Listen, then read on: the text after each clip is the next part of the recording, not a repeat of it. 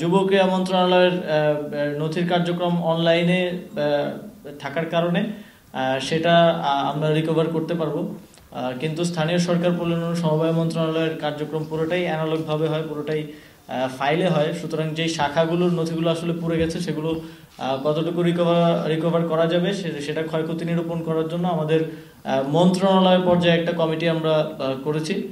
সেই কমিটি কাজ করে একটা রিপোর্ট প্রদান করলে আমরা বুঝতে পারবো যে আসলে আমাদের কি পরিমাণ ক্ষয়ক্ষতি হয়েছে, কোনটা রিকভারেবল আর কোনটা রিকভারেবল না। আমরা অনেক ডিজিটালাইজেশনের কথা শুনে দায়িত্বে এসেছিলাম। আজকে এই আগুনের ঘটনার পরে আমরা দেখলাম যে আসলে যে ডিজিটাল বাংলাদেশ, ডিজিটালাইজেশন, এইগুলোর খুব সফল কিন্তু খুব সুফল কিন্তু আমরা কোনো মন্ত্রণালয়েই পাচ্ছি না।